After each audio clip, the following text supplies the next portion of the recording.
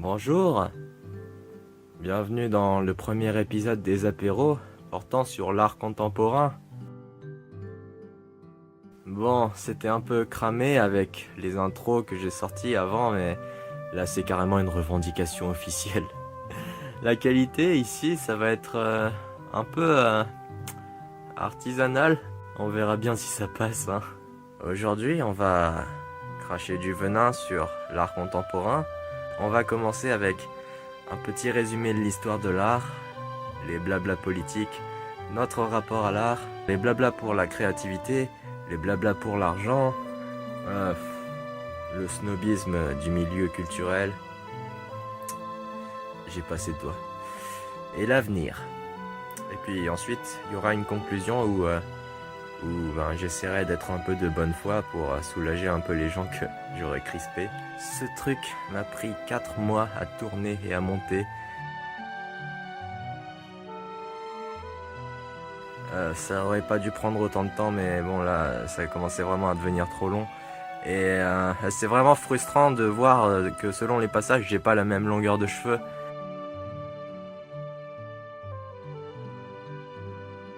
En fait, je me suis rendu compte que l'intro, c'est vraiment le morceau qui a le plus mal vieilli. Et puis bon, j'en refais une à l'arrache. Au passage, cet épisode sera pas mal documenté. Comme je maîtrisais pas tellement le sujet, j'ai été obligé de lire 2-3 trucs. Et parfois, c'était tellement bien écrit que j'ai carrément repompé des lignes très, très propres que j'ai trouvées. Et donc, après la conclusion, vous aurez droit à un instant découverte et référence. Déjà pour donner les sources, pour l'intégrité. Et aussi pour vous aider si vous voulez vous renseigner sur le sujet. Et amusez-vous bien! Quand on me parle d'art en général, je suis beaucoup plus intéressé par les trucs bien visuels que ce qui se fait en ce moment en art contemporain. Je suis peut-être pas très ouvert d'esprit, mais j'ai vraiment du mal à saisir le sens ou l'intérêt des œuvres qui se produisent dans ce domaine. Pour ceux qui, comme moi, s'intéressent à l'art mais ont du mal à comprendre comment on est arrivé là, on va commencer par un petit résumé de l'histoire de l'art, centré sur l'Europe occidentale, avec comme angle d'approche notre relation avec les arts et notre vision de l'art et des artistes. La préhistoire. Les premiers hommes apparus en Europe nous ont laissé des représentations d'animaux, d'humains, d'objets, voire parfois des images abstraites, peintes ou gravées sur divers supports. Ces vestiges artistiques nous laissent imaginer que l'art de l'époque permet aux hommes de laisser leur marque en immortalisant leur vision du monde qui les entoure. L'art concret et l'art abstrait apparaissent donc en même temps, mais l'art abstrait gardera longtemps une place négligeable. L'Antiquité. Des civilisations, égyptiennes, grecques, romaines, émergent et utilisent alors l'art pour caractériser leur société. À travers les influences et confrontations entre cultures, l'art se politise en devenant un marqueur du développement de ces civilisations. Avec l'arrivée de l'architecture, des rivalités apparaissent. Chaque cité cherche à construire le palais le plus beau, la tour la plus haute, le temple le plus solide pour affirmer la puissance et la durabilité d'une culture. L'artiste en tant que créateur n'existe pas encore. On parlait plutôt de l'artisan anonyme, donc un esclave, qui devait avant tout obéir à son dirigeant politique ou religieux. L'originalité et le réalisme s'effacent au profit d'un symbolisme établi. On peut par exemple observer de nombreux exemples dans les représentations sculptées des empereurs romains. Des visages réalistes, apposés sur des corps de dieux grecs, pour montrer la puissance et la majesté de ces empereurs. L'art se découvre un rôle dans la propagande. Le Moyen-Âge. Les civilisations méditerranéennes poursuivent leur confrontation culturelle et finissent par rencontrer les empires germaniques. D'un côté, l'art byzantin, qui représente l'apogée des arts chrétiens, se déconnecte de la réalité en se chargeant de symbolisme. De l'autre, l'art nordique se montre beaucoup plus pragmatique en s'illustrant avant tout dans l'ornemental. Charlemagne en France initie alors la Renaissance carolingienne en remettant au goût du jour la culture latine héritée de la civilisation romaine. Ce mariage entre le symbolique et le pratique permet l'émergence en architecture de l'art roman, puis gothique. Cette période marque un début de libéralisation, mais aussi d'intellectualisation des arts, ce qui commence à creuser un fossé entre les élites culturelles et les paysans. Par exemple, ces derniers ne comprenaient pas la messe en latin et ne savaient pas lire non plus. Les vitraux dans les édifices religieux servent donc à leur raconter les légendes par des images et non plus par des mots. La Renaissance. Avec la redécouverte des savoirs antiques, la société découvre la notion de progrès. Le courant humaniste amène un développement massif des disciplines intellectuelles, dont les arts grâce à Léonard de Vinci qui fait changer le statut des artistes. Certains arts étaient considérés comme libéraux, comme la poésie ou la musique qui s'écrivent sur papier après un apprentissage académique, en opposition aux arts manuels considérés comme inférieurs. C'est l'héritage d'un mépris pour les travailleurs manuels qui étaient souvent des esclaves. De Vinci parvient à anoblir ces arts manuels en y incorporant des disciplines intellectuelles, par exemple avec des connaissances en anatomie et en géométrie qui apparaissent dans les arts plastiques, et des procédés plus littéraires, voire plus lyriques, que l'on peut alors retranscrire grâce à l'évolution des techniques. Les peintres et sculpteurs qui ont commencé à se libéraliser peuvent donc revendiquer une identité en tant qu'artistes et créateurs. Le baroque. Après l'apparition du protestantisme, l'Église, cherchant à se réconcilier avec le peuple, encourage le développement d'un art de la mise en scène, en produisant des œuvres tantôt très riches, voire théâtrales, qui visent à éblouir le spectateur, tantôt des réalisations plus terre-à-terre pour toucher un public plus large. C'est plus ou moins de là que vient notre conception habituelle de l'art. Il s'agit soit de quelque chose qui émerveille nos sens, soit de quelque chose qui touche notre sensibilité profonde. La place du religieux parmi les symboles de l'art commence à s'effacer, du 16e à la fin 19e. Les artistes se divisent sur la question du but de l'art. Doit-il représenter l'idéal ou le réel? En réaction au baroque, le classicisme puis le néoclassicisme se développent en Europe. L'art classique décrit l'idéal. C'est le culte du beau qui aurait été engendré par les vertus humaines les plus platoniques. C'est un art qui cherche à être total, en transcendant l'humain pour lui offrir un modèle à vénérer. Ce style très codifié, voire rigide, finit pour certains par tomber dans un académisme qui lui fait perdre peu à peu son public. Apparaissent alors le romantisme puis le réalisme pour décrire plus fidèlement la réalité vue par l'homme. Le romantisme commence par démocratiser l'art en mettant en premier plan l'individu. L'humain est non seulement le créateur, mais aussi le sujet et la cible de cet art. Le réalisme se penche plutôt sur la réalité du quotidien pour littéralement produire du réel. De la fin 19e à 1960, l'arrivée de la photographie divise à nouveau les artistes dans leur conception de la réalité. Cette méthode propose une description du réel jusque-là inégalée au sens visuel. Pourtant, la représentation d'une même situation peut offrir de nombreux résultats différents. En faisant simplement varier la profondeur de champ ou l'exposition, on peut choisir de mettre en valeur tel ou tel élément selon l'envie du créateur. On se demande alors si l'art décrit un réel objectif, c'est-à-dire universel, ou un réel pluriel qui diffère selon les perceptions de chacun. L'impressionnisme arrive dans la continuité du réalisme, l'artiste ne se base plus que sur ses propres perceptions visuelles.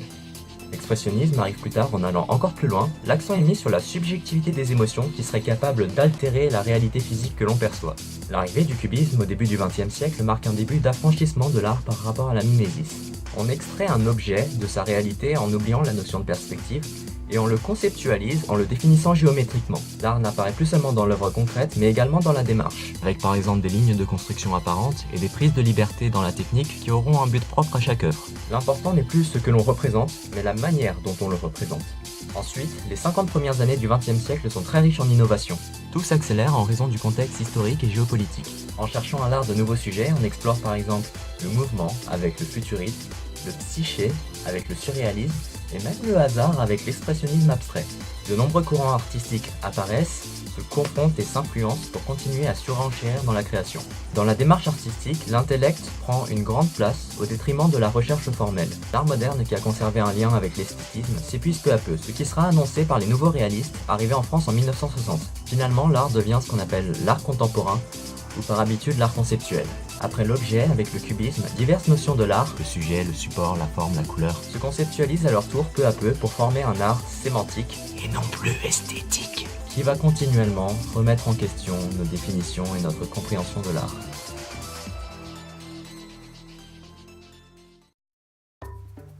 Depuis la deuxième moitié du XXe siècle, la modernité, enjeu et bidonnage politique. L'art contemporain puise régulièrement sa recherche dans la morale, la philosophie, la sociologie. Il est donc témoin et acteur de certains combats idéologiques encouragés par le monde politique. Pour la première fois, les élites de la société vont choisir les artistes qui pourront promouvoir leur culture. Ouais, ça donne envie de croire que l'artiste le plus reconnu est simplement celui qui est pote avec les élites, ou alors celui qui blabate le mieux. Y a qu'à voir ce qu'on trouve au centre Pompidou à Paris. Beaucoup d'artistes qui y sont exposés étaient des potes à Pompidou, j'ai envie de dire comme par hasard. Après la Seconde Guerre mondiale, l'ensemble des communautés artistiques a cherché à faire évoluer l'art dans le sens de la modernité. On voulait créer de la nouveauté pour faire tous ensemble un gros doigt aux nazis qui qualifiait l'art moderne de dégénéré. Donc à cette époque-là, si tu n'encourages pas la modernité, on te traite de nazi. Ensuite, dans la guerre froide des années 50, on vendait le modèle américain en masse vers l'Europe. Sauf qu'au niveau des idées exportées, c'était un petit peu le bordel. Sur le territoire américain, beaucoup d'artistes étaient critiqués, à tort ou à travers, voire persécutés, parce qu'on avait peur de trouver parmi eux des vilains communistes. C'était La chasse aux sorcières de McCarthy. Cependant, à l'aide de petits financements discrets et un choix aux petits oignons des bons artistes, la propagande capitaliste a réussi à faire avaler à toute l'Europe que l'Amérique était une terre de progrès et de liberté pour les artistes. Pas seulement pour les artistes d'ailleurs. Oui, la modernité est à droite. Vive le capitalisme! Et puis en France, les politiques renversent le game et on trouve encore le moyen de se faire avoir. Jacques Lang, illustre représentant de la gauche caviar champagne et ministre de la culture sous Mitterrand, proclame la supériorité de l'art contemporain en parlant de liberté de création et de démocratie du bon goût, ce qui a instauré en France une hype politique autour de l'art contemporain. Et du coup, ouais, à gauche, t'as les artistes contemporains qui œuvrent pour le progrès, et à droite, t'as les vilains réacs qui sont enfermés dans leur nostalgie. Oui, la modernité est à gauche, vive la démocratie! Du coup, chez les artistes, maintenant, c'est un petit peu à la mode d'être de gauche, mais quand on voit comment les contemporains les plus influents vivent de leur métier, on comprend que ils représentent exactement ce qu'on appelle avoir le cœur à gauche et le portefeuille à droite. C'est marrant comme avec de beaux discours sur la société et le pouvoir de l'amitié, on arrive à faire passer une tomate pour une banane. Vous voyez le pop art? C'est un art centré sur l'objet, apparu dans les années 50 chez les anglophones, pour glorifier la société de consommation, en trouvant ses inspirations dans les objets du quotidien, la publicité ou la télévision. En gros, ça disait « Oui, le capitalisme industriel peut aussi produire de l'art ». Mais en France, bizarrement, on est persuadé de l'inverse, que cet art est une critique de la société de consommation, alors que techniquement on produisait exactement la même chose.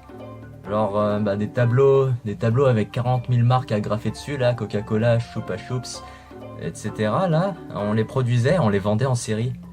C'est moi, on est complètement con. Oh là là, vilain capitalisme industriel. La consommation à outrance nous fait perdre la conscience de la valeur des choses. MDR. Ah ouais, ça veut rien dire, c'est comme si on dressait une statue d'Hitler en écrivant dessus que c'est un connard. Ou alors c'est peut-être que je manque juste de second degré, j'en sais rien. Au passage, dans les trucs que je pige pas aussi, il y a des écoles d'art qui ne proposent même plus de cours de dessin. Je comprends pas du tout comment ça peut fonctionner, mais bon, pour la plupart des gens qui en sortent, ça a pas l'air de trop les gêner. Il y en a même, ils sont carrément fiers de cette modernité. D'ailleurs, c'est pas évident de critiquer la modernité dans l'art. Parce que si on fait ça, il y en a plein parmi les contemporains qui vont se sentir opprimés par les vilains réacs de droite, voire d'extrême droite. Il y en a même, ils parlent de l'eupénisation des esprits. Genre, on rapproche les nostalgiques des beaux-arts aux idées intolérantes racistes. Pour bosser dans les arts, t'es obligé d'accepter ce système de merde. Tu veux le critiquer? Ah non, non, on va te faire fermer ta gueule. Mais si t'arrives à parler assez fort pour qu'on t'entende, alors là, on te reproche de ne pas respecter la liberté d'expression. Les mecs sont forts, hein. Bande de tocards, vous parlez tout le temps de liberté et d'égalité, et dès qu'on vous contredit, vous allez comparer votre adversaire à Hitler. C'est pratique, hein, sachant que les subventions du gouvernement sont toujours du côté de la démocratie. Notre rapport à l'art. Depuis les 2 derniers siècles, l'art devient de plus en plus accessible au grand public. Des musées, des expositions s'ouvrent pour partager ce qui se fait partout dans le monde. On a même des courants d'art appliqués ou décoratifs qui apparaissent et offrent au public une consommation plus instinctive de l'art. Dès le début du XXe siècle, on pouvait se procurer un mobilier dernier cri du swag de New York sans se ruiner, alors qu'auparavant, décorer sa salle à manger avec une nature morte était plus souvent associé au domaine de la bourgeoisie. Mais en parallèle, les arts plastiques de l'époque semblent peu à peu se porter vers une recherche intellectuelle plutôt qu'artistique. L'art contemporain, en fait, ça consiste en quoi? En vrai, on n'utilise absolument pas le terme art contemporain dans le sens chronologique. Il est surtout utilisé pour qualifier une volonté constante d'innover et de briser les codes. Contemporain, parce que aujourd'hui, on fait pas la même chose que hier. Sauf que ça fait près d'un siècle qu'on invente chaque jour un nouveau hier à transgresser, ça commence à être long. Et quand on n'est pas très renseigné sur la question comme moi, on a volontiers tendance à réduire l'art contemporain à l'art conceptuel, parce que l'essentiel de ce qu'on y trouve, ça ressemble plus à du pâté d'esprit torturé qu'à des vraies œuvres d'art. Mais c'est aussi parce qu'une majorité d'artistes contemporains s'entêtent à faire du conceptuel. Bah, peut-être que ça fait plus intelligent ou plus révolutionnaire du dernier cri. Hey, je sais pas si t'as remarqué, mais de nos jours, c'est pas stylé de parler d'art contemporain. Ben ouais, l'expression, elle est devenue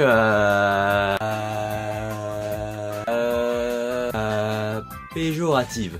Par exemple, si dans la rue tu tombes sur une voiture totalement moche, tu vas faire Oh, oh mon dieu, c'est quoi cette merde? On dirait de l'art contemporain. Parce qu'on comprend plus rien de ce que devient l'art contemporain, qui cherche de plus en plus à répondre à des questions que de moins en moins de gens se posent, ce qui rend le courant de plus en plus élitiste et donc de moins en moins accessible au grand public. Le truc con, c'est que de nos jours, on ne peut même plus parler d'art de manière générale sans passer pour un de ces glands qui brasse de l'air en étalant sa culture. Et dès qu'on arrête d'en parler, on ne s'intéresse plus aux arts. C'est la culture qui meurt à petit feu. Aujourd'hui, la plupart des visiteurs dans les musées, c'est des touristes. Les locaux, ils en ont plus rien à péter. En fait, même les touristes sont de moins en moins impliqués là-dedans. Parmi ceux qui passent à Paris, il y en a plein qui se contentent du pauvre selfie devant la tour Eiffel. Très honnêtement, si on connaît rien de l'art contemporain, pourquoi est-ce qu'on irait en visiter toute une galerie? Très généralement, c'est quand on a été invité par un pote qui étudie dans le domaine et qui voulait pas se faire chier tout seul, sinon par curiosité. C'est cool comme motif, mais ça suffit pas à justifier une visite non plus. Si on comprend rien à ce qu'on voit, la baisse d'intérêt devient flagrante. C'est alors que l'humain lambda qu'on a en chacun de nous va nous offrir deux bonnes raisons de survivre à ce moment d'ennui. Premièrement, le billet coûte 15 balles. Si on paye l'entrée et ensuite on se casse direct sans regarder les détails, parce qu'on se fait chier, c'est aussi con que d'aller en boîte en payant l'entrée et se casser sans même avoir dansé juste parce que la musique était pas ouf. Ou qu'il y avait pas de gibier. Et deuxièmement, c'est une bonne occasion de se donner la sensation d'exister en société. Là, on est perdu devant un truc dont on comprend pas le sens, ni la démarche, ni le but. Et pourtant, on va rester planté là, à contempler le néant, pendant au moins quelques minutes pour se donner un air intellectuel. Bon ok, je fais quoi devant ce machin? Vas-y, je vais faire comme si j'étais intéressé en pensant à d'autres trucs. Il était bon le cassoulet d'hier. Bordel, j'aurais jamais dû accompagner cette meuf à l'expo, j'espère qu'après ça je pourrai la sauter. Ah c'est vrai, après avoir regardé le tableau je dois trouver une punchline sur l'art. Ça devrait passer avec des expressions au pif du genre, transcendance nihiliste. On a tous vécu ce moment de solitude, à se tourner les pouces devant un bidule qui veut rien dire, juste pour éviter de passer pour le connard qui a aucune ouverture d'esprit. Bon après on a la conscience tranquille, on fait semblant de s'intéresser à des trucs, mais bon, la plupart de ces œuvres ont été produites par des artistes qui faisaient semblant de bosser. L'artiste qui cherche... Dans cette époque où tout ce qui est produit se conserve, du concret au numérique, c'est-à-dire de l'esquisse à l'interview, certains artistes qui ont peur de tomber dans l'oubli parmi la masse de contenu qui apparaît chaque jour, vont chercher à exister plus que les autres en donnant un sens à tous leurs faits et gestes, en allant jusqu'à justifier l'absurde. À partir du XXe siècle, la subjectivité dans l'art prend une énorme place, mais depuis quelques années, ce que l'artiste est devient plus important que ce qu'il fait. Les artistes sont a priori libres de tout créer, mais comme ils ressentent le besoin d'exister dans le milieu, ils finissent par interpréter cette liberté de création comme un devoir d'individualité. Par peur de vivre libre mais anonyme, on se formate pour créer un besoin auquel on est seul à pouvoir répondre. Et donc, paradoxalement, la créativité se prend une grosse mandale dans les testiboules. La subjectivité et la liberté de création qu'on a tant vantées disparaissent, tout en devenant des prétextes pour produire de la merde. en vrai, je suis sûr que c'est de là que ça vient toutes ces descriptions sous les œuvres d'art dans les musées. Avec tout plein de punchlines, hashtag société, tu sais qu'on verrait bien en photo Facebook avec un paysage inspirant en fond. J'aimerais bien n'avoir aucun problème avec l'art contemporain. Abstrait, conceptuel, voire même les installations. Mais quand une œuvre n'a aucun sens en elle-même, généralement elle est accompagnée d'une de ces fameuses descriptions. L'ennui c'est que ça m'éclaire pas non plus des masses. Genre même en passant en mode plein écran, je capte rien à ce que je vois. Déjà s'il y a une description c'est mauvais signe. Pour que tu savoures l'art, si on est obligé de t'expliquer que c'est de l'art, honnêtement ça relève un peu de la faute technique. C'est comme si un mec te racontait une blague qui marche pas, et qu'ensuite il était obligé de t'expliquer la blague pour te faire esquisser le fameux sourire gêné. Ah ok. En humour ça veut dire soit que le mec sait pas raconter une blague, soit que la blague est merdique. Et en art c'est pareil, sauf qu'avec l'art conceptuel ça arrive tellement souvent que maintenant on n'arrive plus à prendre les explications au sérieux. Et surtout ça commence à sonner surjustifié, avec toutes ces réflexions qui vont beaucoup trop loin pour de la merde. Imagine un mec qui fait un tableau avec je sais pas, 3 couleurs, et qui dit dans la description: ah tiens, il est vachement beau ce bleu là. Bah pourquoi pas, hein, ça se tient encore. Et s'il commence à endormir son public avec des poèmes sur le sens de la vie, j'ai envie de lui dire va te faire foutre. Les mecs qui font ça, la seule créativité qu'ils ont, c'est celle de rien créer. William Marks.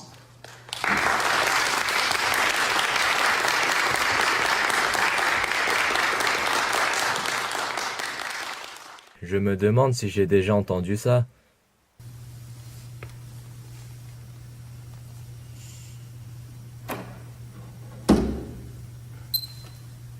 Ah, le maître a mis un chrono.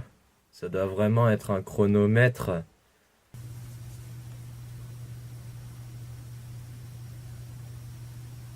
Mais c'est génial ce truc, c'est vraiment pour tous les publics, majeurs ou mineurs. Several bad puns later.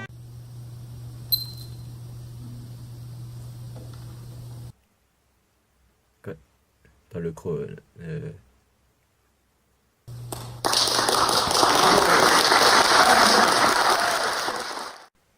Quoi? Ok, donc, ce morceau, c'est 4 minutes 33 de rien du tout. En gros, l'idée derrière ce truc, c'est que les sons qui surviennent pendant un silence ont quelque chose de plus naturel et sincère qu'un morceau écrit, donc artificiel et calculé. Ouais, pourquoi pas, mais... Premièrement, le mec vient de faire un énorme doigt à tous les musiciens et à sa propre carrière de compositeur. Et c'est dommage parce qu'il a fait de très bons trucs à côté. Et deuxièmement, à ce niveau-là, moi je pourrais exposer dans un musée une fenêtre qui donne sur l'extérieur en disant, je sais pas, que toute représentation artistique n'a aucune valeur face à la beauté spontanée du monde que l'on peut observer de ses propres yeux. Wesh. Les gens qui étudient en art, est-ce que vous sauriez si ce truc a déjà été fait? Parce que si c'est pas le cas, je crois qu'on tient un concept là. Je sais pas si t'as remarqué, mais il y en a qui cherchent tellement à être subtils avec le maniement de la langue que parfois ils en oublient de parler français. Tu vois l'intello qui blablate sur un tableau avec 40 000 références. Et en vrai, il y a plus de conceptuel dans sa façon de parler que dans le tableau MDR. C'est dommage par rapport au contenu culturel qu'on est en train de louper, mais si on n'a pas une grosse motive pour s'instruire sur le sujet, c'est dur de trouver des vrais apports dans l'art contemporain. Et sans s'arrêter devant la masse de connards prétentieux qui sont chacun occupés à inventer une nouvelle dimension à l'art. Parfois on a même envie de croire que certains de ces mecs justifient leur branlette intellectuelle en tentant de rabaisser nos standards sur ce qu'on peut considérer comme de l'art. Un des clichés sur l'artiste contemporain, c'est de le voir bricoler un truc sans queue ni tête, pour ensuite l'entendre se justifier en commençant son blabla par la fameuse question « Mais qu'est-ce que l'art ?» Dans l'absolu, cette question elle est légitime, mais à force d'être ressassée par ces artistes, elle en perd son sens, et finit par devenir une réponse dont la facilité soulève à son tour des questions. C'est comme les gens qui tentent de redéfinir nos standards sur la beauté en clamant « L'important c'est la beauté intérieure ». C'est vrai, mais ça reste une phrase de moche. Lol. Ou alors c'est des traqués qui assument pas leur manque de bon sens en se justifiant après une tuerie. Ils vont partager leurs questionnements sur la définition du bien et du mal, leur volonté de briser les tabous imposés par la société et d'apporter leur modeste contribution à l'évolution des mœurs. Le tout évidemment récité avec un discours bien pompeux, comme on en voit avec les expériences sociales sur YouTube. Ouais, l'art contemporain c'est une critique de la société. On dénonce les problèmes du monde sans passer par la figuration. On représente le monde tel qu'il est. Avec cette formule magique, on peut tout faire passer en disant qu'on est artiste contemporain. T'as des gens qui vont peindre, voire photographier des petites filles à poil. Et comme c'est de l'art qui glorifie la pureté et l'innocence des jeunes filles qui n'ont pas encore connu la perversion par la société, ça passe. T'as aussi des gens qui frôlent le suicide pendant des performances ou exploitent des procédés totalement macabres. Et comme c'est de l'art qui repousse les limites de la raison en brisant les tabous du corps dans la société qui nous enferme, ça passe. C'est moi qui suis fermé d'esprit ou ça devient complètement malsain? Heureusement que ces mecs sont reconnus en tant qu'artistes, sinon ça fait longtemps qu'on les aurait mis en tôle, hein. C'est le pouvoir des institutions qui empiète sur celui des juridictions. Ah ouais, rien à péter de la légalité du moment que t'as une légitimité d'artiste. Ah ouais, non, on va me dire que je suis intolérant. Que je suis contre la fameuse liberté d'expression. Ouais, mais s'il y en a qui vont trop loin au nom de l'art, on a aussi le droit de gueuler. C'est comme avec certains biologistes qui veulent faire des trucs chelous au nom de la science. Sauf que eux ont une capacité de réflexion et de recul qui leur permet de ne pas faire un jugement de valeur à quiconque les empêche de faire ce qu'ils leur chantent. Et le pognon!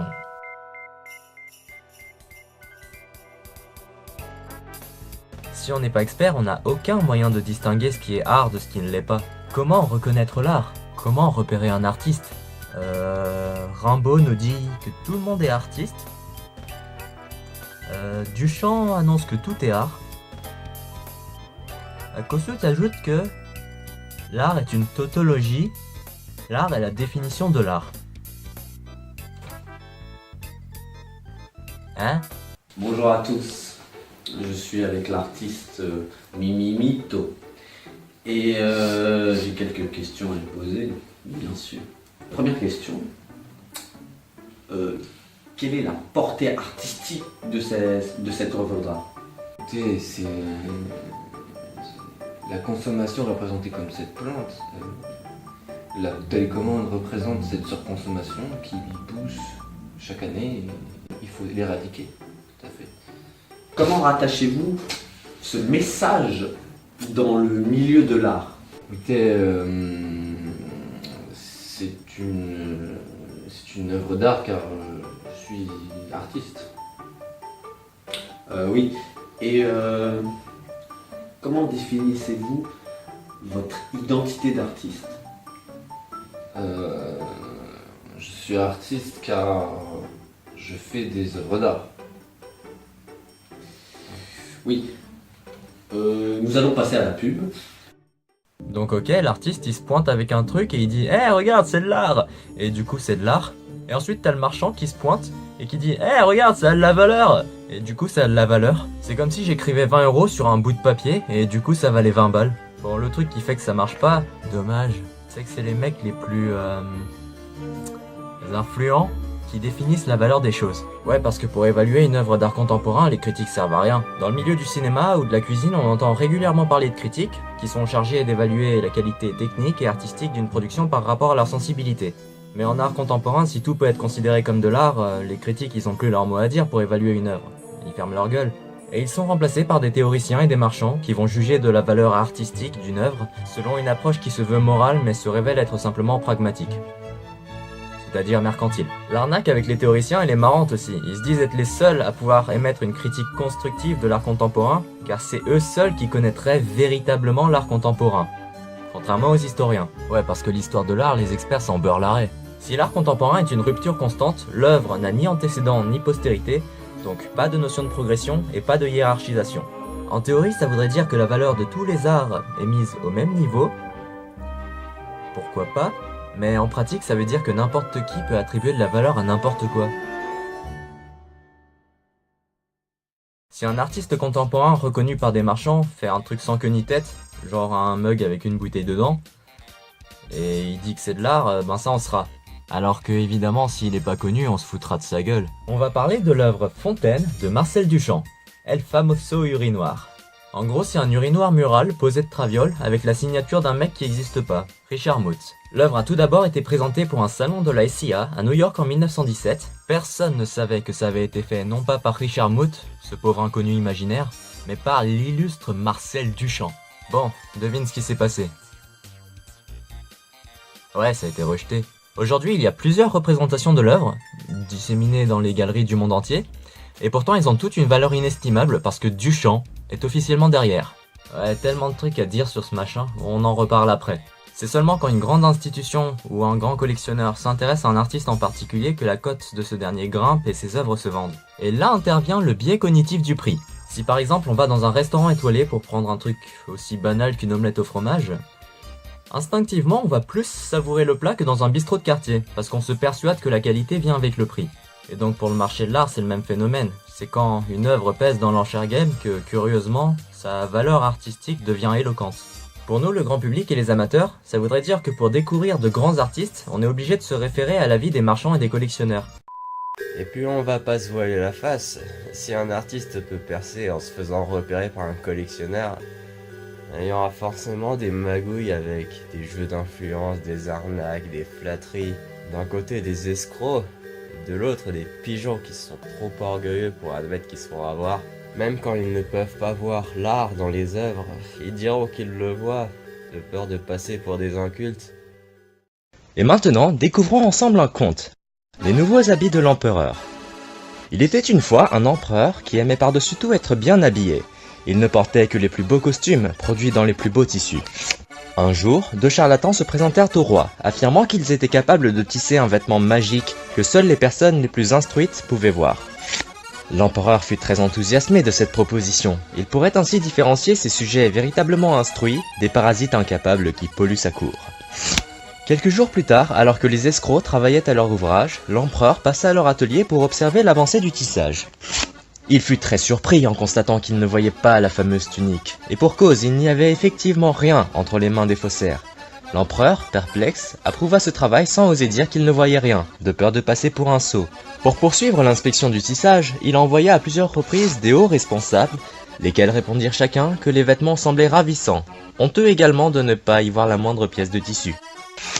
Lorsque les habits furent achevés, l'empereur les enfila avec l'aide des deux charlatans et se montra devant ses sujets. « Ces nouveaux habits vous vont à merveille, répondirent-ils en chœur. Sa Majesté, rassurée par cette nouvelle, décida de parader triomphalement devant son peuple. Tout le royaume était enchanté de pouvoir admirer cet extraordinaire costume. Jusqu'à ce qu'un jeune enfant ose s'écrier naïvement « L'empereur est nu !» Et le peuple admit que l'enfant avait raison. L'empereur réalisa alors qu'il avait été dupé. Couvert de honte, il poursuivit sa marche sans dire un mot. Ok, depuis tout à l'heure je parle de thunes et d'influence. Ça peut sembler pessimiste, mais le marché de l'art, pas seulement contemporain, fonctionne comme ça. Car le développement culturel, et donc artistique, d'un pays est un reflet de sa santé économique. Pour prendre un exemple, avant l'essor économique de la Chine, beaucoup d'artistes chinois étaient totalement inconnus du reste du monde. Et après, pouf! D'un seul coup, ils ont popé comme ça sur la scène artistique internationale. Ouais, si on ignorait royalement la question de l'argent des marchands, ce serait une coïncidence vachement étonnante. Donc non, les arts n'incarnent pas la liberté d'expression. Que tu sois un artiste ou un client, ce sont les bifetons qui te donnent le droit de te faire entendre. D'un côté, oui, ce serait hypocrite de dénoncer les artistes à succès actuels en disant qu'ils vivent de leur métier par cupidité plus que par passion. On vit pas d'amour et d'eau fraîche. Hashtag YouTube. Un tableau comme ça, c'est joli, c'est rigolo, mais déjà, ça se fabrique pas avec de l'air, et ensuite, ça se mange pas. Donc, il faut bien vendre ses tableaux pour vivre et continuer d'exercer son métier. Sans oublier que les grands artistes d'autrefois vivaient essentiellement des commandes faites par ceux qui avaient les sous, des églises qui avaient envie d'un énième tableau de Saint-Sébastien, des gens au pouvoir qui voulaient un portrait un peu photoshopé, genre avec pas trop de double menton et des jambes un peu plus longues, tu connais les bails, et des particuliers de la bourgeoisie qui voulaient décorer leur salon avec un tableau de fruits. Alors qu'aujourd'hui, ces sources de profit pour les artistes ont quelque peu perdu d'épaisseur. Les églises ne sont pas assez subventionnées pour se payer des trucs luxueux. Les politiques font leurs portraits photoshopés en photo. Et les bourgeois continuent de décorer leur salon avec des tableaux de fruits. Alors, ouais, quelque part c'est normal de recruter sa clientèle parmi des gens qui ont de l'argent de poche à tège. Mais d'un autre côté, on se demande pourquoi est-ce qu'on ne prend que rarement de l'art contemporain pour décorer sa baraque? Ouais, ce serait beaucoup plus simple si les artistes contemporains pouvaient vendre à de simples particuliers. La réponse toute conne en fait, c'est que soit c'est ultra moche, soit c'est ultra pas pratique à installer. Ouais, c'est à force de trop mettre l'accent sur l'intellect plutôt que l'esthétique qu'on perd ses vrais clients. C'est triste de voir des artistes contemporains qui, pour survivre, vont s'abaisser à polir les boules d'un guignol qui sait pas quoi faire de sa thune. Alors qu'à côté, il y en a plein qui crèvent la dalle parce qu'ils ont trop de fierté pour compter sur les bifetons du Qatar. Parmi les artistes contemporains, les illuminés qui veulent percer à tout prix sont trop nombreux et rendent plus difficile la découverte de véritables artistes qui font de la véritable recherche. Hashtag YouTube. Ouais, ils font ce qu'ils veulent, mais c'est casse-couille pour ceux qui produisent ou même cherchent du vrai contenu qui va se retrouver englouti sous ces merdouilles. Dans le courant romantique, on entend régulièrement parler d'artistes maudits. Ce sont ces artistes qui n'arrivaient pas à vivre dans leur temps. Et dans l'art contemporain, on n'en entend plus vraiment parler parce que seuls ceux qui ont réussi à séduire le monde du commerce s'inscrivent dans la postérité. En vrai, à notre époque, des artistes maudits, il y en a plein. Juste, on n'en entend plus vraiment parler parce que ils ont encore plus de mal à passer le brassage de surface.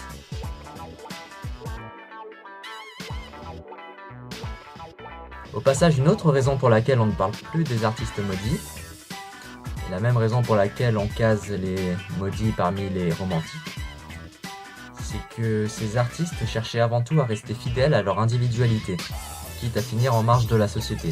Alors que chez beaucoup d'artistes contemporains, on se contente de redéfinir des codes tout en sachant qu'il ne s'agit là que du prolongement d'une tendance de la contre-tendance.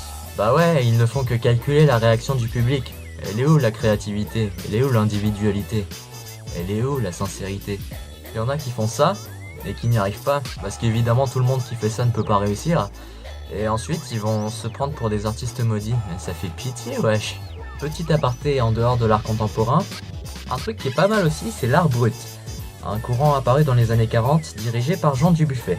Je suis pas très fan de ce qu'il fait, mais j'aimais bien son idée comme quoi un artiste qui réussit n'est plus un vrai artiste, car il aurait laissé le mercantilisme compromettre sa vocation d'artiste. L'art brut apparaît quelques décennies après l'art naïf, et grosso modo ces deux courants sont connus pour s'être affranchis de l'évolution des techniques et des idéologies dans l'art. Ces artistes considéraient que l'art avait perdu son caractère gratuit et spontané en s'embarquant dans l'académisme culturel. Là, on faisait presque un retour aux arts primitifs pour savourer l'art de la manière la plus instinctive et personnelle possible, quitte à adopter une attitude volontairement autiste vis-à-vis de la société, comme l'ont fait les fameux artistes maudits. Sauf qu'avec l'art brut, il y a une énorme couille dans le pâté. Premièrement, dans le cercle des artistes bruts, dès qu'il y en a un qui perçait dans le milieu, il se faisait virer. Tu sais, on dirait presque un groupe de potes émo qui vont jarter le premier d'entre eux qui commence à être heureux. Et deuxièmement, les mecs recrutés en masse parmi les marginaux qui sortent tout droit d'un centre de soins ou d'un asile psychiatrique. Et c'est pour ça qu'on parle d'art des fous pour qualifier l'art brut. Et avec ces deux points cumulés, j'ai l'impression que l'ambiance est vraiment malsaine dans le cercle des artistes bruts. Genre ça fonctionnerait limite comme une usine à pseudo-artistes maudits. Ouais, on n'entend plus vraiment parler des artistes maudits, mais en souterrain, il y a une espèce de hype autour de ces artistes. Et je soupçonne une grande partie de ces gens-là de simplement essayer de se sentir unique en rejetant le mainstream de surface. Eh, regardez-moi, je suis incompris! Les romantiques maudits et les vrais artistes bruts, ça se respecte. C'était peut-être des mecs chelous, mais au moins ils nous montraient vraiment que tout le monde peut être artiste. Et sans utiliser cette phrase pour justifier n'importe quoi.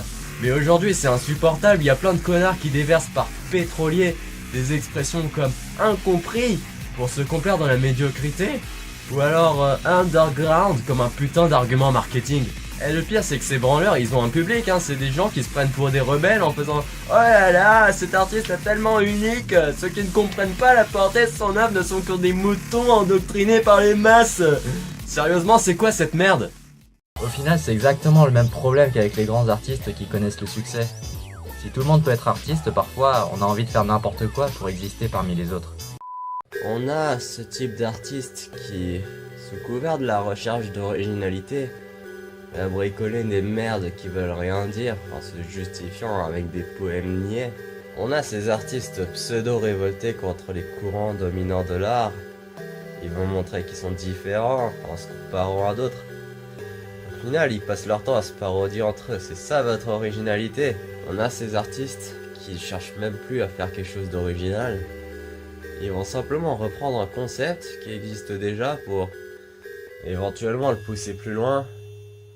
Parce que d'après les puristes, l'art ça doit prendre une direction particulière. Et puis on a ces petits cons qui se prétendent artistes parce que c'est plus stylé à raconter que paumer de la vie. Bon, c'est sûrement injuste de ma part, mais bon, j'ai un a priori assez dégueulasse des artistes et des commerçants contemporains.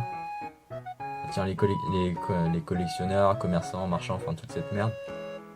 Bon, ça va être rapide, hein, ça se résume tout simplement à hey, regardez-moi, je suis riche! On aime tous se sentir riche en payant plus qu'on ne le devrait pour des choses simples qui meublent le quotidien. Mais de là à s'ouvrir toute une collection de trucs qui servent à rien et qui sont même pas beaux, il y a quand même un pas à faire.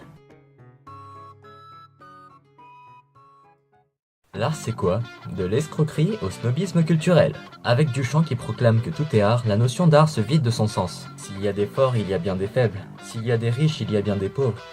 Et si d'un seul coup tout le monde est riche et fort, ben plus personne n'est riche et fort. Et même si tout est art, plus rien n'est art. Évidemment, ça dépend du point de vue de chacun. On peut voir de l'art là où d'autres n'en voient pas.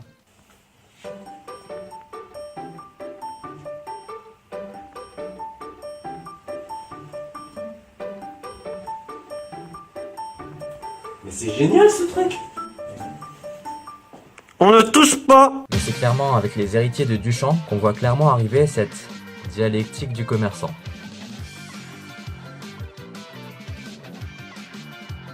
Si un mec arrive à convaincre son public que ses œuvres sont de l'art, alors ça deviendra effectivement de l'art. Duchamp le dit lui-même, on peut faire avaler n'importe quoi aux gens. Mais d'ailleurs, en vrai, si Duchamp est celui qui est parti le plus loin dans l'arnaque, c'est pas le premier. Léonard de Vinci était fort aussi, il a réussi à changer le statut des arts, d'un métier d'artisan à un métier libéral, et ce dans une société dictée par les classes. Il faut quand même une sacrée crédibilité pour pouvoir faire ça, et c'était pas gagné d'avance. En tant qu'artiste, il était excellent. Mais pour créer un si gros changement, les compétences artistiques seules ne vont pas suffire. T'as envie de dire, il faut un truc en plus. En tant qu'homme de lettres, c'était un peu chaud, vu qu'à la base il connaissait pas le latin. C'est comme si à notre époque on tombait sur un politologue qui parle pas anglais. En sciences il était bon. Mais le monde le connaissait surtout pour ses machines volantes qui marchaient pas. Et volaient pas non plus, et MDR... Ouais, c'est chaud, t'inventes plein de trucs cool pour la vie quotidienne, comme une machine à tisser. Mais le monde entier te prend pour un fumiste à cause de tes quelques idées qui vendaient du rêve mais n'ont pas fonctionné. Donc voilà, au niveau de la crédibilité, il était pas super bien installé pour pouvoir révolutionner les arts. Et pourtant il l'a fait, juste avec du génie et du dialogue. Pour bidouiller le sens commun dans une société aussi rigide que celle de son époque, ça demandait de sacrées compétences dialectiques. Autrement dit, une capacité à escroquer le monde.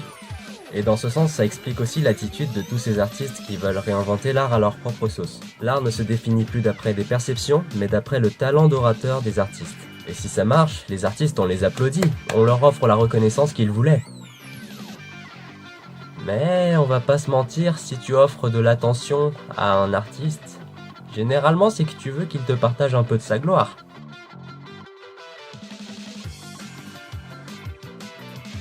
Plein de professions autour de l'art carburent à la renommée et au passage sous la table. Pour exister dans l'art, tu peux même taxer la gloire des morts en racontant... je sais pas, que t'es un enfant caché de Picasso. Tu pourras limite te faire embaucher comme prof aux Beaux-Arts de Paris en leur montrant tes pompes toutes crades qui auraient un jour appartenu à Claude Monet. Le système des arts en France est majoritairement dominé par l'art contemporain, c'est-à-dire l'art du « aujourd'hui je fais pas pareil que hier ». Et pourtant, ce système se laisse parasiter par une vénération aveugle des anciens artistes qui ont réussi. Vous êtes con ou vous le faites exprès? D'ailleurs, il y a une histoire assez marrante. On va revenir sur la fontaine de Duchamp. L'affaire Pinoncelli versus les adorateurs du Duchamp. L'artiste Pierre Pinoncelli a vandalisé à 2 reprises l'urinoir de Duchamp. Il a d'abord pissé dedans et ensuite il a tapé dessus avec un marteau. Alors là, on fait placer le GIGN, les experts, on poursuit le mec en justice, on parle de centaines de milliers d'euros de dommages et intérêts pour un urinoir. Un fucking urinoir trouvable en grande surface. Juste parce que l'œuvre a été créée par Marcel Duchamp. Ce que les experts de Duchamp semblent avoir oublié, c'est que si les reproductions de l'œuvre ont presque autant de valeur que l'original, c'est parce que c'est l'idée de base qui a de la valeur, c'est le concept qui a de la valeur en tant qu'œuvre d'art. Pas l'objet en soi. L'urinoir, on s'en bat les couilles.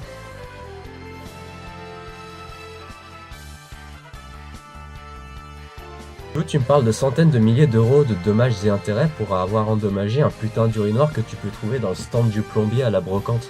En plus, Duchamp lui-même aurait adoré voir ça, lui qui est adepte des détournements. Un autre truc connu de Duchamp, c'est une carte postale de Mona Lisa avec une barbe dessinée dessus.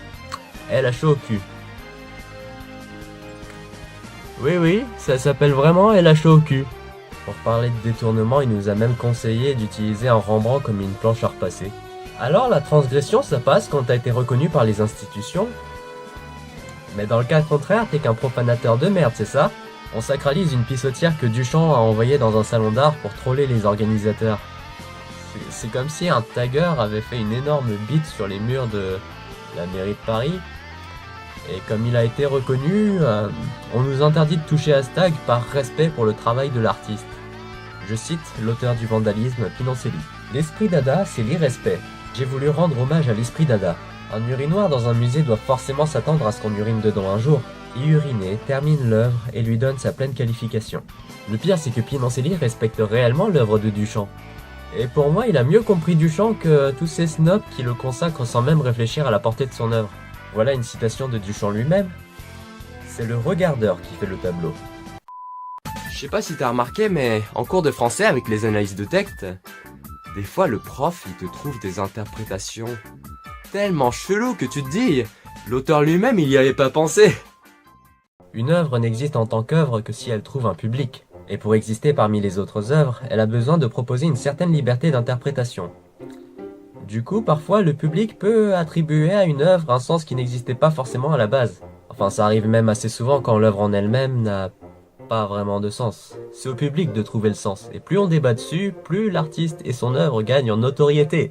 Sérieusement, il y en a combien des artistes contemporains qui s'inspirent des ready-made de Duchamp en le vénérant aveuglément ? Sauf que, au sujet des ready-made, parfois lui-même s'en battait un peu les couilles. Plus tard, il déclare même qu'à la base, il a produit ça pour s'affranchir de sa vocation d'artiste à créer de l'art. C'était de l'anti-art, conscient, qui pourtant a été admis comme de l'art. Il n'a pas vraiment compris l'importance de l'engouement qu'il y a eu autour de ces œuvres-là.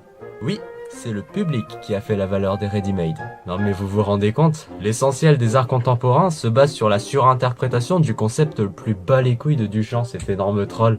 On parle de lui comme génie de l'art du XXe siècle, aux côtés de Picasso et de Matisse. Mais moi j'ai envie de parler plutôt de génie de l'arnaque. Franchement je le respecte, même je l'applaudis.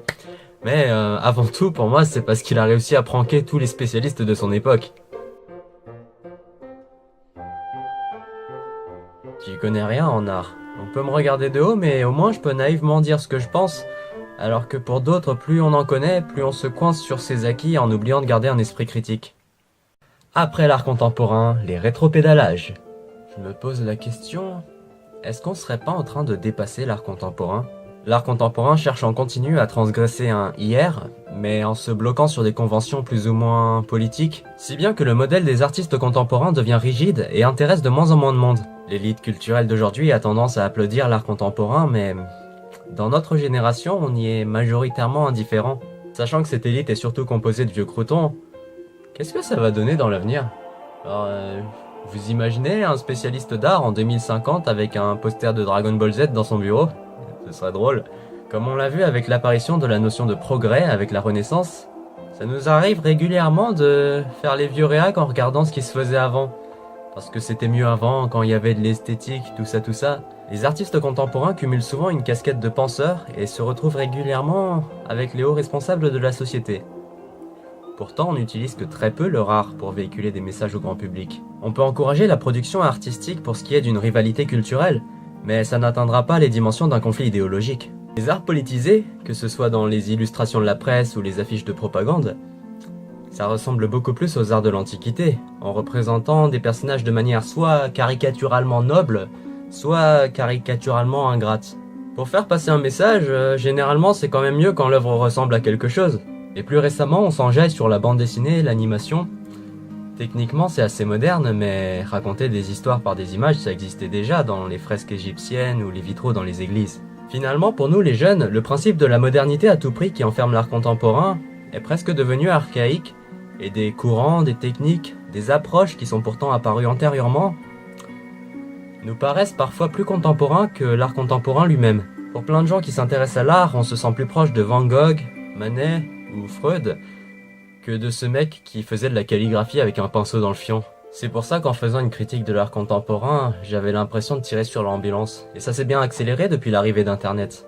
Maintenant qu'on n'a plus besoin des médias mainstream pour s'exprimer, on est beaucoup moins handicapé par la censure pour échanger nos avis. Et donc, grâce à internet, on s'est rendu compte qu'on était quand même assez nombreux à penser que beaucoup de travaux en art contemporain n'avaient simplement aucun intérêt.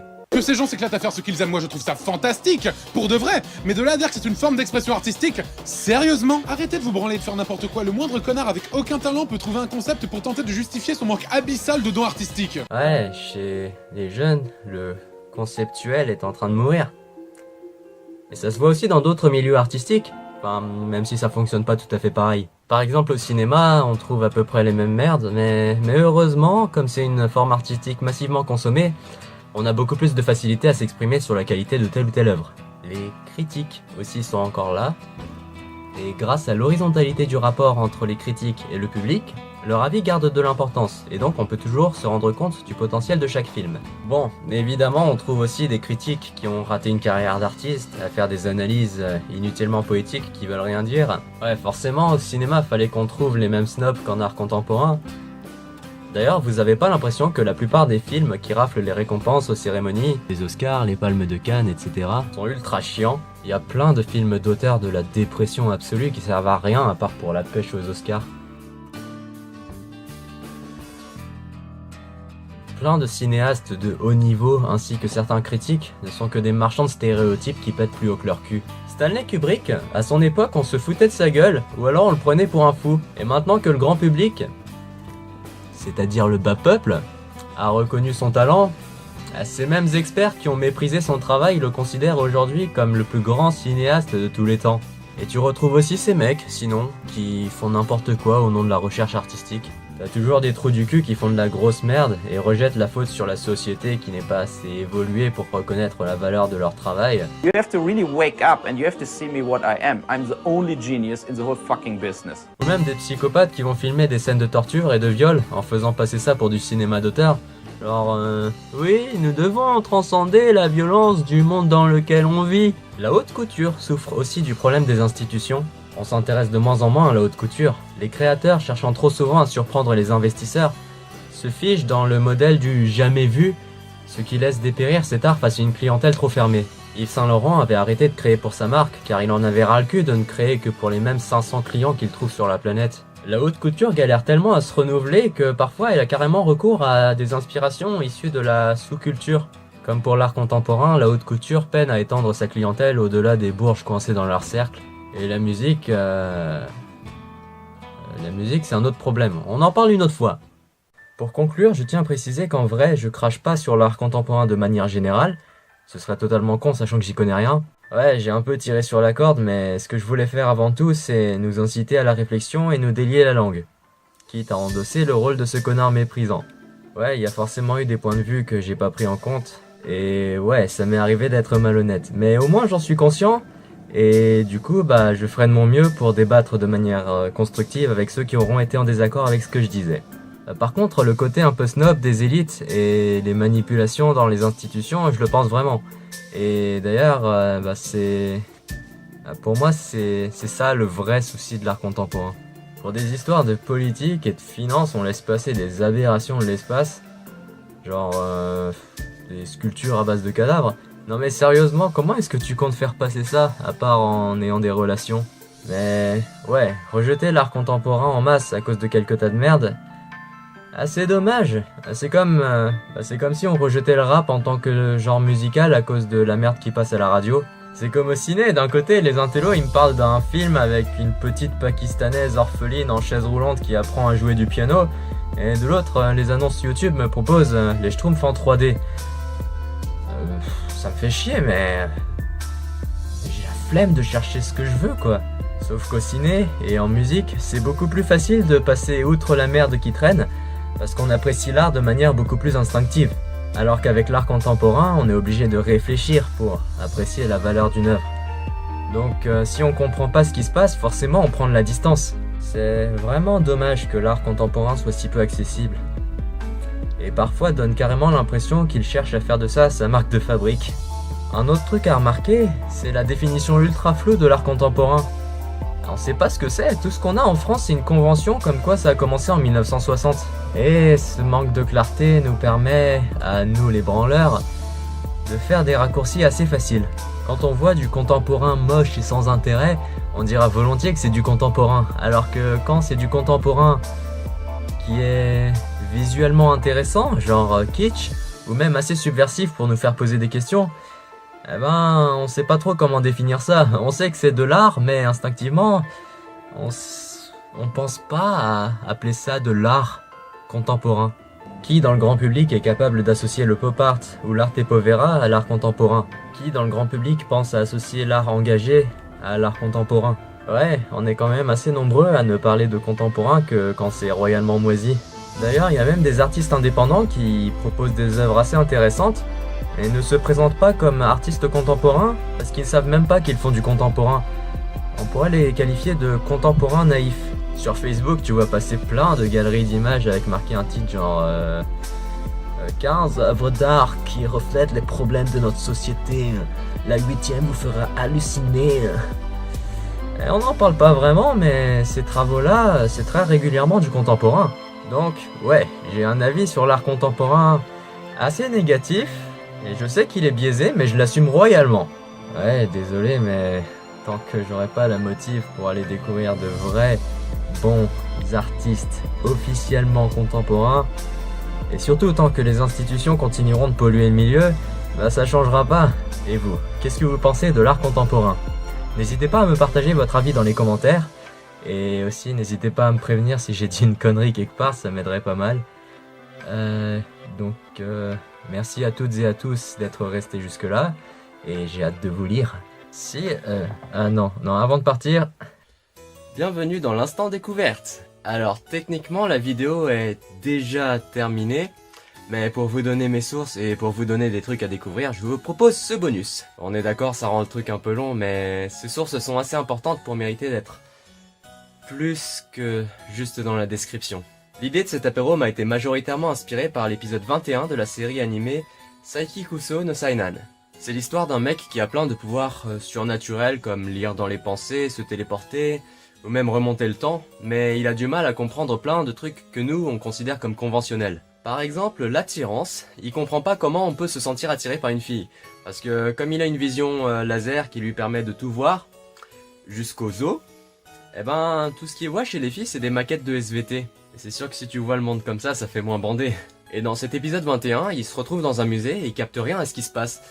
Il se demande pourquoi est-ce que telle chose peut être considérée comme de l'art ou non. Et ça a soulevé plein de questions vachement sensées de la part de quelqu'un qui comprend pas vraiment comment fonctionne l'art. Cet animé il joue avec plein de clichés, c'est vachement sympa pour se détendre. Du coup je vous le recommande vivement. Au niveau de la lecture, j'ai eu un peu la flemme de lire tout ce dont je pensais avoir besoin, mais j'ai feuilleté quelques trucs qui étaient vraiment bien écrits. Tout d'abord le manuel Histoire de l'art des éditions Hachette. Je m'en suis servi pour bricoler mon résumé. C'est vachement limpide et facile à comprendre, alors si vous commencez des études en histoire de l'art ou si ça vous intéresse en général, c'est vraiment un bon bouquin pour entamer le steak. Ensuite, et surtout, L'art caché, des dissidents de l'art contemporain, écrit par Aude de Quiros pour les éditions Erol. Pour aborder tout ce qui est des enjeux politico-financiers des arts, c'est vraiment une pépite d'écriture. Bon, ça fait un peu kikou fanboy, mais il y a plein de moments j'étais en train de lire des trucs et je me disais oh mon dieu, c'est trop ça. C'est très bien documenté, et même un peu trop pour moi. En fait, ça m'arrivait souvent, ça m'arrivait tout le temps, ça m'arrivait toutes les 5 lignes. Je devais aller sur Wikipédia pour me renseigner dès qu'il y a un truc un peu technique qui sortait. Bon, du coup, ça me prenait un peu trop de temps à lire, alors malheureusement, je l'ai pas lu en entier. Enfin, presque. En même temps, j'avais pas envie de faire un documentaire de 1h, 1h30, ça aurait été 10 fois trop long. Et surtout, j'avais pas repompé tout son travail. D'ailleurs, ça m'est régulièrement arrivé d'avoir cette sensation frustrante de m'être fait devancer. Genre, je commence à écrire sur un sujet, et plus tard, je me rends compte qu'elle l'a déjà abordé dans son bouquin, et 10 fois mieux que moi je l'aurais fait, quoi. Ouais, en plus, si je lisais tout, j'aurais pas pu m'empêcher de bidouiller mes répliques pour presque faire semblant de faire quelque chose de différent. Ça, c'est pas très honnête, et surtout ça m'aurait fait faire de la merde. Du coup, il y a pas mal de ressemblances entre mon écriture et ce bouquin. Parfois, j'ai carrément taxé quelques formulations, mais si ça me permet de dire à quel point ce bouquin est bien écrit, je peux l'assumer sans problème. Si vous avez apprécié cette vidéo, non, je vais pas vous parler de pouces bleus et tout, enfin, on est en 2018, vous savez comment ça marche. Je vais surtout vous dire, penchez-vous sur ce bouquin. Donc, L'art caché, les dissidents de l'art contemporain par Aude de Quiros. Gros big up à Mater pour la découverte. Il y a aussi des essais dont on m'a parlé, et qui étaient évoqués dans L'art caché au passage. Là par contre, je suis désolé, mais je peux pas vous en parler en détail vu que j'ai juste tapé les résumés.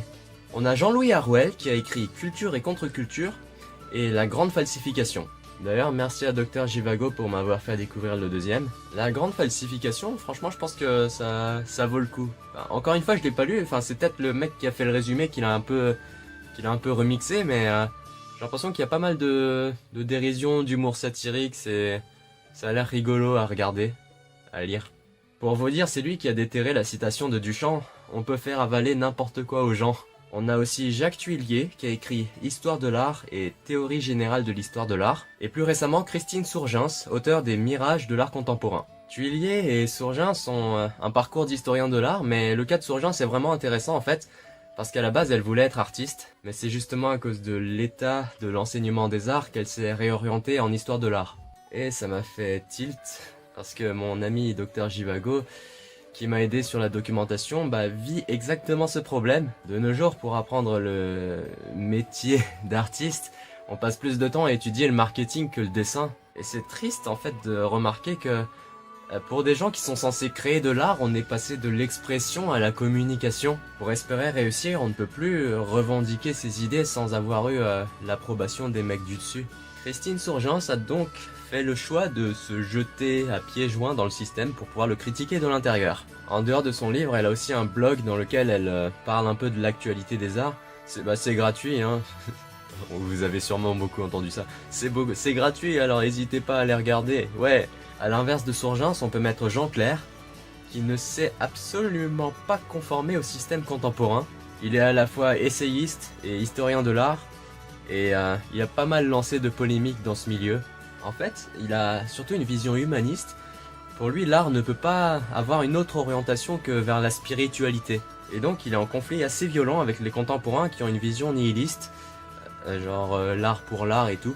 Et vis-à-vis du système de l'art contemporain, c'est à la fois une bête de guerre et le parfait bouc émissaire parmi les méchants réacs de droite. Il a écrit plein de petits trucs sur l'art. On peut noter en particulier Considération sur l'état des beaux-arts, Malaise dans les musées et L'hiver de la culture. Il avait aussi écrit sur Duchamp, mais je suis pas trop certain de sa position à ce niveau-là. Vous pouvez me corriger si je me trompe, mais si j'ai bien compris l'affaire, en fait, il dénonce les héritiers de Duchamp qu'il aurait trahis pour détourner les arts. C'est une galère à suivre, mais même chez les connaisseurs, il y a 40 000 contradictions dans les études sur Duchamp, alors bon. Deux auteurs assez intéressants à étudier aussi, ce seraient Claude Lévi-Strauss et Nathalie Heinisch, qui ont une vision de sociologue et non pas d'artiste ou d'historien de l'art. Ce qui fait que, nécessairement, ils ont plus de recul sur le sujet.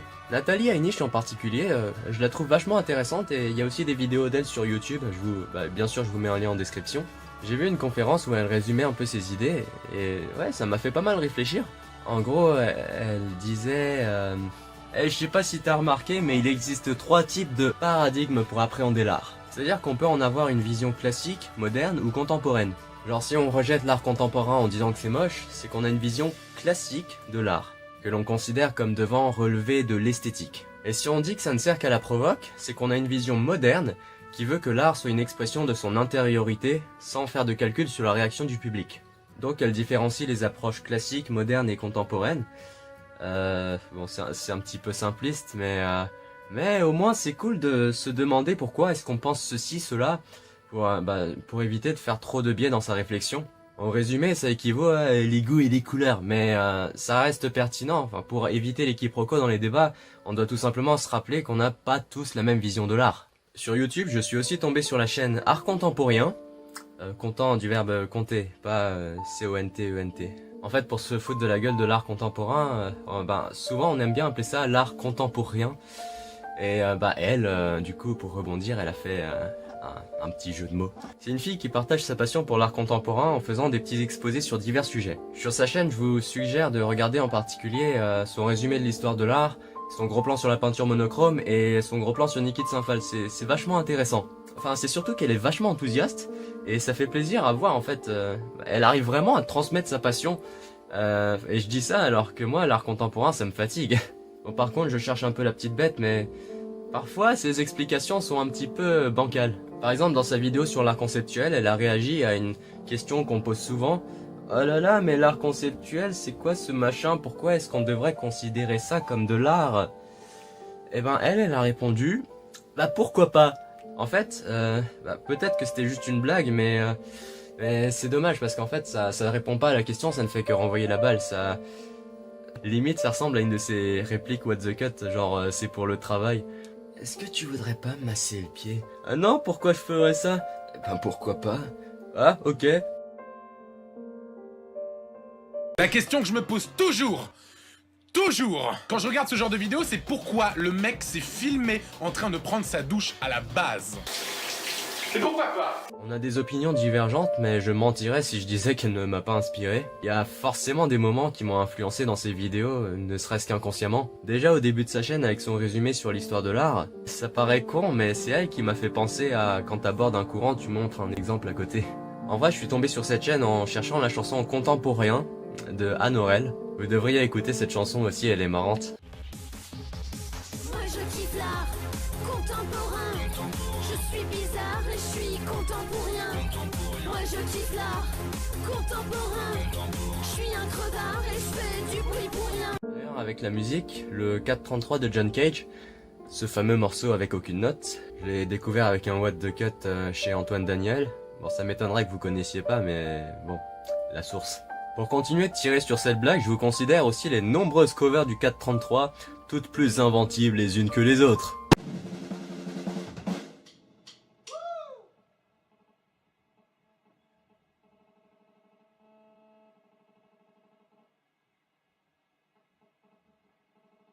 Au passage, en vrai, vous pouvez aussi écouter d'autres trucs de John Cage, enfin, il y a des trucs au piano qui sont vachement relaxants, c'est très sympa. Avec YouTube, pour finir, quand j'ai fait une digression sur le cinéma, je me suis inspiré d'une vidéo de l'Ermite Moderne, du collectif Voxmakers. J'avais déjà une idée du décalage qu'il y a parfois entre les critiques et le public, mais à propos de Kubrick, là j'étais assez choqué. Il y a aussi l'exemple d'Uwe Boll que j'ai découvert avec la chronique Crost de Karim Debache. Là encore, j'imagine bien que vous connaissez déjà, mais si c'est pas encore le cas, allez-y. Et bien entendu, pour finir, j'ai lu une bonne centaine d'articles sur Wikipédia. Alors je vous passerai les articles sur lesquels je me suis le plus basé. Évidemment, tout va se passer dans la description. Pour la découverte, je vous suggère aussi le film The Square, réalisé par Ruben Östlund. En gros, ça aborde des sujets de société comme la liberté d'expression, les inégalités, au travers des emmerdes de Christian, un directeur de musée d'art contemporain, interprété par Claes Bang. Je sais pas du tout comment ça se prononce. Ça va un peu spoil, mais rien de méchant. Mais bon, si vous avez eu la foi de rester jusque là, j'imagine que ça vous dérangera pas qu'on reste discuter encore un peu. Ce film, c'est une belle quenelle adressée au monde de l'art. Ça montre un peu tous les trucs foireux qu'on y trouve. Les plans de com royalement décomplexés qui veulent juste du buzz. Les connards qui viennent dans les vernissages juste pour le buffet. En passant par les fameuses performances, faut mettre des guillemets quand c'est de la merde. Les performances abyssalement malaisantes, c'est... que t'es obligé de subir pour pas dépasser du troupeau. Enfin, genre t'as pas envie d'être le premier à se barrer, tu vois, mais t'as envie d'être ailleurs, clairement. Et surtout, le décalage entre ce qu'on prétend faire et ce qu'on fait réellement. Ce qui se retrouve aussi dans la vie privée du personnage de Christian. C'est un parallèle vachement intéressant. Tu veux faire des discours sur l'altruisme, etc., mais en pratique, c'est vachement chaud à appliquer, et du coup, ça te fait faire de la merde. Alors, cette idée était excellente sur papier, mais dans la réalisation, enfin, pour moi, ça a un peu planté. Enfin, je sais que je peux pas vraiment être de bonne foi en disant ça, parce qu'à la base, le truc qui m'a donné envie d'aller voir le film, c'est le synopsis qui disait « critique de l'art contemporain ». Et aussi, il y a eu des critiques qui ont accusé le film d'être réac. En gros, quand je me suis pointé, je m'attendais à jubiler comme une dinde, mais j'ai un peu été pris au dépourvu par l'aspect sociétal avec des histoires sur la banlieue, sur les SDF. Ce film avait le potentiel d'être une excellente comédie satirique sur l'art contemporain et le monde bourgeois, mais j'ai envie de dire que le réal a essayé d'en faire un appât à Oscar en y incorporant cette portée sociologique qui manque vraiment de subtilité. Genre, à un moment, c'est hardcore, le mec se retrouve carrément au téléphone pour littéralement raconter la morale du film. Alors, ouais, l'altruisme c'est bien, l'égocentrisme c'est pas bien. Il y a des inégalités à combattre, mais c'est pas toujours facile de surmonter les préjugés. En plus, c'est encore un de ces personnages de père divorcé, mais attentionné envers ses enfants. Limite, je me suis attendu à ce qu'ils se mettent à faire du Will Smith, tu sais. En fait, il aurait juste fallu que les messages soient un peu plus subtils, et que le film soit un peu plus court. Parce que là, les emphases sur oh là là, le monde n'est pas parfait, ça finit par faire rire, mais dans le mauvais sens quoi. Enfin, ça fait rire, mais dans des moments où on n'est pas censé rire. C'est pas hypocrite, c'est juste niais en fait, comme tous ces moments où le personnage se remet en question par rapport à ses contradictions. C'est dans les dessins animés que ça se passe comme ça. Bon, encore, c'est pas un énième film sur l'immigration et la famille avec du drame qui dégouline par tous les trous. À part ça, c'est bien filmé, la mise en scène et l'ambiance sonore sont efficaces, avec des petits reliefs sympas entre des moments évasifs en musique et des gros silences en plan séquence, de la gênance et de la non-assumance, comme disent les Jones. Ouais, et surtout l'acteur principal est super agréable à regarder, tu vois, c'est son, je sais pas, dans le visage, l'expression, ce niveau de flegme, c'est presque hypnotisant. Et ouais, c'est vraiment un plaisir de suivre la performance de l'acteur. Même si parfois on lui a un peu écrit des textes de merde. Sincèrement, The Square, c'est un film à voir. Techniquement, ça marche super. Ça a juste coincé avec moi pour le côté sociologique, pas très bien exploité. Mais je sais bien qu'il y a des gens aussi qui sont tout à fait réceptifs au machin, genre discours sur le pouvoir de l'amitié, etc. Comme les enfants. Bon, ok, c'est un peu réducteur d'en parler comme ça, mais commercialement, c'est vachement malin quand tu veux vendre des dinosaures en plastique. Bon, je vais enfin fermer ma gueule et je vous laisse faire votre propre avis sur ce film. Quand on parle d'art, le but, ce n'est pas d'avoir raison, mais de partager son enthousiasme. Cœur. Encore merci d'avoir visionné cette vidéo, j'espère que c'était pas trop long pour vous. Au moment où je tourne ce dernier petit bout, j'en suis aux 3/4 du montage. Et je me suis rendu compte que 40-50 minutes, ça commençait à faire beaucoup. Et aussi qu'à certains passages, ça devenait un peu lent. Surtout que dans la majorité de la vidéo, je parlais comme je parle dans la vraie vie, avec un ton pas forcément ultra énergique. Mais je voulais vraiment faire quelque chose de naturel comme une conversation, pas caricatural comme l'accent du journaliste de télévision. Et pour ce qui est de la gestuelle ou du montage, je voulais faire un truc assez reposant, pas une de ces merdouilles épileptiques genre Regarde, il se passe quelque chose, regarde. C'est insupportable ce genre de truc. Donc cette vidéo, plus que comme un divertissement, faut la prendre comme une simple discussion entre vous et moi. J'espère que ça vous a plu malgré tout et j'ai hâte de voir vos retours. See ya!